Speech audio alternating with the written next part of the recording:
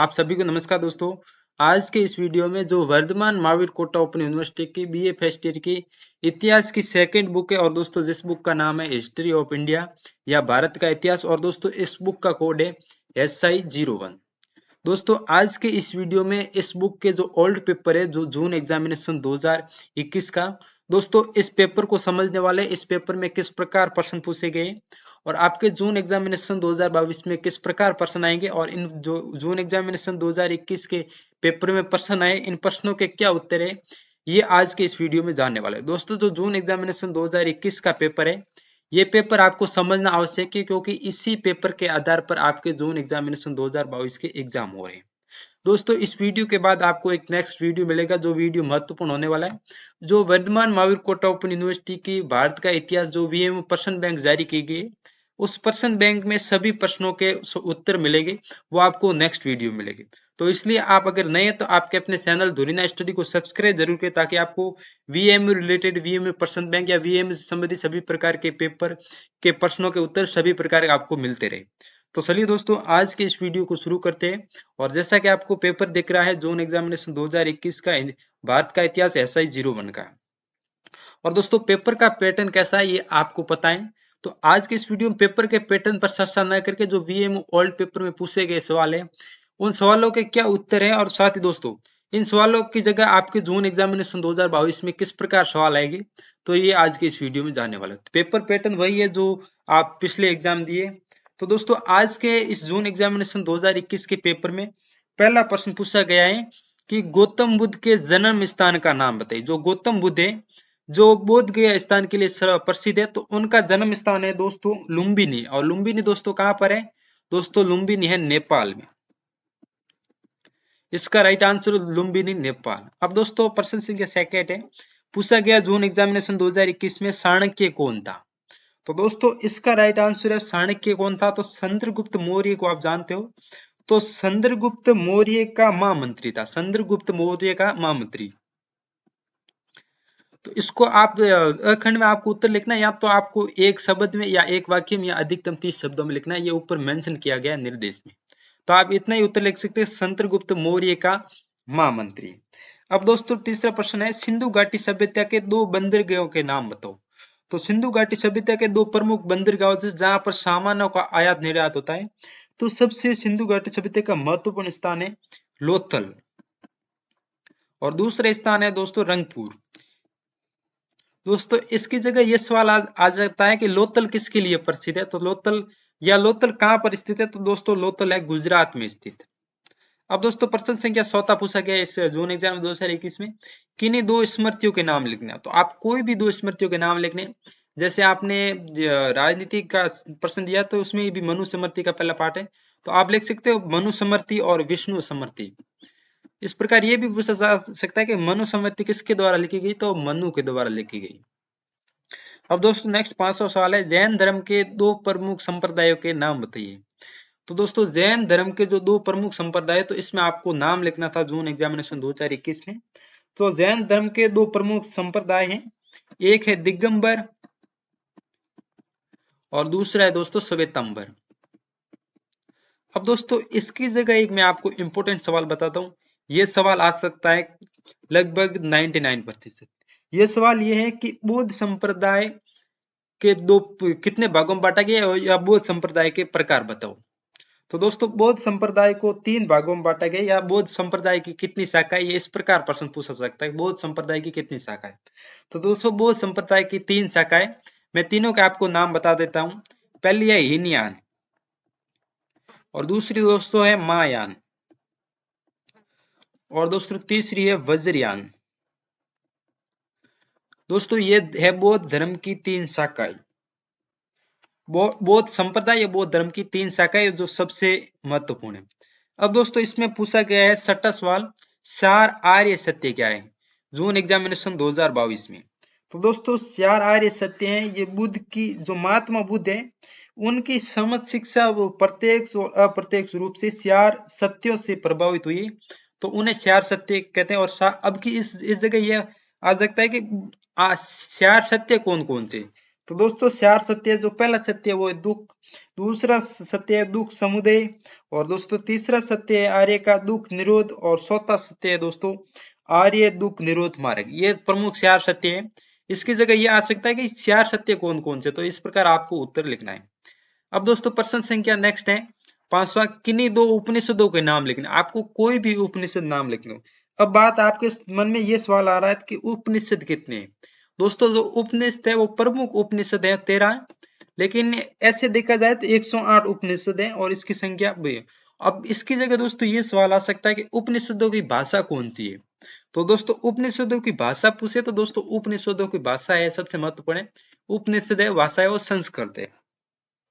उपनिषद संस्कृत भाषा में लिखी गई। अब दोस्तों प्रश्न संख्या 8 पूछा कि यह बहुत सरल सवाल पूछा कि चाणक्य की प्रसिद्ध पुस्तक का नाम बताओ। तो दोस्तों चाणक्य एक अर्थशास्त्री था और उन्होंने अर्थशास्त्र पुस्तक का नाम लिखा।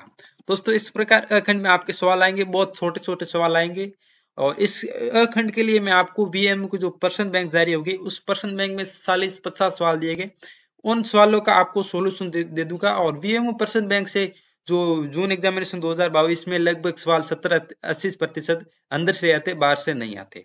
अब दोस्तों खंड बसा ब और ब खंड बहुत महत्वपूर्ण, इसके लिए मैं बीएमओ प्रश्न बैंक में जो इंपोर्टेंट सवाल दिए गए उसके सॉल्यूशन लाऊंगा। तब तक के लिए ये वीडियो आप आराम से देखें और पेपर को समझे और पेपर में किस प्रकार सवाल आए ये भी समझे। अब दोस्तों चलते हैं खंड ब पर, और खंड ब महत्वपूर्ण इसलिए क्योंकि ये 70 में से 56 नंबर का 70 में से 56 नंबर का ये खंड है और ब खंड है 14 नंबर का। आपको ब खंड के लिए वीएमओ प्रश्न बैंक के जो 50-60 महत्वपूर्ण प्रश्न वो मैं लेकर आऊंगा। तो अब बिना समय गवाए ये ब खंड को भी देखते हैं। और ब खंड में जो सवाल आपको दिख रहे हैं ये एज इट इज तो सवाल नहीं आएंगे, लेकिन इस सवाल को घुमा फिरा कर दिया जाता है। तो मैं आपको वीडियो लंबा न हो इसलिए मैं आपको इन प्रश्नों के उत्तर आपको शॉर्ट भाषा में छोटे छोटे शब्दों में आपको मैं समझा देता हूँ। तो दोस्तों इसमें दूसरा सवाल पूछा गया और इन सवालों के दोस्तों आपको एग्जाम में नंबर उत्तर देना वो 200 शब्दों में देना, क्योंकि आपको जो आप किसी भी प्रकार आपको जिस प्रकार थॉट आता है उस प्रश्न को आपको 200 शब्दों में बनाकर लिखना, तभी आपको पूरे में से पूरे नंबर मिलेंगे। अब दोस्तों इसमें पूछा गया है दूसरा सवाल, वैदिक वर्ण आश्रम व्यवस्था पर प्रकाश डालिए। दोस्तों जो वैदिक वर्ण आश्रम व्यवस्था है जो प्रारंभिक इसका दोस्तों प्रारंभिक रूप देखा गया तो वो ऋग्वेद में देखा गया। दोस्तों इसमें 4 वर्ण है, पहला ब्राह्मण और दूसरा क्षत्रिय और तीसरा वैश्य और चौथा शूद्र। दोस्तों एक इतिहासकार है रामकृष्ण शर्मा, उनके अनुसार ऋग्वेद जो वैदिक काल में वर्ण व्यवस्था का दोस्तों वजूद नहीं है। दोस्तों वैदिक काल में जो सामाजिक बंटवारा धन पर आधारित न होकर जनजाति और कर्म पर आधारित है। यानी दोस्तों इतिहासकार है रामकृष्ण शर्मा, उनके अनुसार वैदिक काल में वर्ण व्यवस्था का कोई वजूद नहीं था और वैदिक काल में सामाजिक बंटवारा धन पर आधारित न होकर जनजाति और कर्म पर आधारित हो। इस प्रकार आप बुक में दिया गया वो उत्तर देख सकते हो। और जो बीएम प्रश्न बैंक बड़े बड़े प्रश्नों के प्रश्न बैंक जारी होती है वो प्रश्न बैंक में आपको उनका सारा सोल्यूशन इसी यूट्यूब चैनल पर दूंगा, तो चैनल को सब्सक्राइब जरूर करें। अब इसमें तीसरा प्रश्न पूछा गया है कि कल्याण पर संक्षिप्त में टिप्पणी लिखिए। जो कल्याण है उनके बारे में आप जो भी जानते हैं तो उसकी इसमें टिप्पणी लिखती 2 शब्दों में। आप टिप्पणी वाला सवाल आए तो जो सवाल जिस रिलेटेड टॉपिक से रिलेटेड है तो आप उस टॉपिक से संबंधित इस सवाल में कुछ भी लिख सकते हो। तो दोस्तों कल्याण है वो जो कल्याण के द्वारा एक ग्रंथ लिखा गया है जो संस्कृत भाषा में लिखा गया है और दोस्तों उस ग्रंथ का नाम है राजतरंगिणी। और दोस्तों कल्याण एक महान कवि थे जिन्होंने कश्मीर पर शासन करने वाले राजाओं के इतिहास वाली एक लंबी संस्कृत कविता की रचना की और उन्होंने अपना जो विवरण है दोस्तों राजतरंगिणी में लिखा। और दोस्तों जो उन्होंने अपना विवरण लिखा है वो विवरण शिलालेखों दस्तावेज और प्रत्यक्षदर्शी या अन्य इतिहास की जो स्रोत होते उन स्रोतों से इस्तेमाल करके उन्होंने राजतरंगिणी ग्रंथ की रचना की। अब दोस्तों नेक्स्ट प्रश्न है दोस्तों इसकी जगह ये प्रश्न आ सकता है छोटों में कि राजतरंगिणी का क्या अर्थ है। दोस्तों राजतरंगिणी का अर्थ है राजाओं की नंदी, जिसमें उन्होंने तत्कालीन राजाओं के जो इतिहास है जो लिखा उससे संबंधित राजतरंगिणी है। अब दोस्तों प्रश्न संख्या 14, सोल मंदिर स्थापत्य कला का मूल्यांकन कीजिए। जो सोल मंदिर की उसकी स्थापत्य कला है तो उसका इस प्रश्न में मूल्यांकन करना था। तो मूल्यांकन में उसका आपको क्या लिखना, महत्व लिखना, उसके से क्या निष्कर्ष निकला है उस जो सवाल पूछे गए। तो इस प्रकार आपको 200 शब्द में उत्तर लिखना होता है। दोस्तों 16 स्थापत्य कलाएं, वो इसकी सबसे बड़ी खासियत बात यह है कि उन्होंने वास्तुकला या स्थापत्य कला है उनमें जो मूर्ति कला और चित्रकला का बेजोड़ संगम किया। यानी उन्होंने जो 16 मंदिर स्थापित कला में जो मूर्ति कला और चित्रकला का जो बेजोड़ संगम यानी उसने अधिक से अधिक प्रयोग किया। इस प्रकार आप इस प्रश्न के उत्तर 200 शब्दों में लिख सकते हो। अब दोस्तों 500 सवाल इसमें यह पूछा गया जून एग्जामिनेशन 2021 में, पुष्यमित्र शुंग की उपलब्धियों का वर्णन कीजिए। दोस्तों पुष्यमित्र शुंग के जो शासनकाल की सबसे बड़ी और महत्वपूर्ण उपलब्धि ये है कि जो यवन आक्रमण से भारत की रक्षा करने में सबसे बड़ा योगदान है, तो पुष्यमित्र शुंग का वर्णन है। अब दोस्तों प्रश्न संख्या 27 में पूछा गया जून एग्जामिनेशन 2022 में कि त्रिराष्ट्र संघर्ष के विषय में आप क्या जानते हैं। तो त्रिराष्ट्र संघर्ष से संबंधित आप एक टॉपिक है, तो उस टॉपिक में आप जो भी पढ़ाएं तो उससे संबंधित इस प्रश्न में उत्तर लिख सकते हो। इस प्रकार का प्रश्न आए तो दोस्तों अरबों के आक्रमण के उपरांत भारत है, भारत के अंतर्गत 3 महत्वपूर्ण शक्ति थी। 3 कौन सी? पहली है गुजरात, और दोस्तों दूसरी है राजपूताना के गुज्जर, और तीसरी दोस्तों प्रतिहार, और दक्कन के राष्ट्रकूट है बंगाल के पाल। और दोस्तों कन्नौज के आधिपत्य को लेकर 200 वर्षों तक इन तीनों महाशक्तियों के बीच होने वाले संघर्ष को त्रिपक्षीय संघर्ष कहा जाता है या त्रिराष्ट्र संघर्ष के विषय। इस प्रकार आपको इस टॉपिक से संबंधित वो आप टॉपिक आराम से पढ़ ले। इस प्रकार का प्रश्न आए तो उस टॉपिक से रिलेटेड आप आराम से लिख सकते हो। अब दोस्तों इसमें 7वां प्रश्न पूछा गया है, रुद्रा दमन पर संक्षिप्त टिप्पणी लिखिए। जो रुद्रा दमन है उस पर संक्षिप्त टिप्पणी लिखनी है। तो दोस्तों रुद्रा दमन है दो एक कुशल राजनीतिज्ञ था, तो उसके अतिरिक्त एक प्रजापालक था और संगीत और तर्क शास्त्र के क्षेत्र में एक अच्छा विद्वान था रुद्रमन। और दोस्तों रुद्रमन आपने नाम सुना होगा क्योंकि इन्होंने जूनागढ़ अभिलेख लिखा, और जूनागढ़ अभिलेख दोस्तों भारत का पहला संस्कृत अभिलेख, और ये किसके द्वारा लिखा गया? तो ये रुद्रमन के द्वारा लिखा गया। दोस्तों रुद्रमन के जूनागढ़ अभिलेख और उसके साम्राज्य के जो पूर्वी क्षेत्र है, पश्चिमी मालवा और दोस्तों द्वारके के आसपास के क्षेत्र और सौराष्ट्र और सिंधु नदी का मुआना जो उत्तरी कोंकण है आदि तक विस्तृत होने का उल्लेख मिलता है रुद्रमन के जूनागढ़ अभिलेख में। और दोस्तों रुद्रमन का जूनागढ़ अभिलेख सबसे इंपोर्टेंट कि भारत का पहला संस्कृत अभिलेख है और जो संस्कृत भाषा में लिखा गया, और भारत का संस्कृत का पहला अभिलेख रुद्रमन है। इस प्रकार आप रुद्रमन के अभिलेख या रुद्रमन से संबंधित जो भी जानते हैं उस पर संक्षिप्त टिप्पणी लिखती है। आज इसमें 8वां प्रश्न पूछा गया है, भारतीय नवपाषाण संस्कृति की प्रमुख विशेषता बतानी। आपको पहले लिखनी है भारतीय नवपाषाण काल की जो प्रमुख विशेषता है वो निम्न प्रकार है। दोस्तों जो नवपाषाण शब्द है, जो ये नवपाषाण शब्द है, ये उस काल को सूचित करता है जब मनुष्य को धातु के बारे में जानकारी नहीं थी, परंतु उसने स्थायी निवास, पशुपालन, कृषि, जो भी साग पर निर्मित जो मर्त भांड बनाने शुरू की, यानी जो मिट्टी के बर्तन हैं। और इस समय की जो जलवायु है जो लगभग आज कल के समान थी, इसीलिए ऐसे पौधे हुए जो लगभग आज के गेहूं और जौ के समान थे।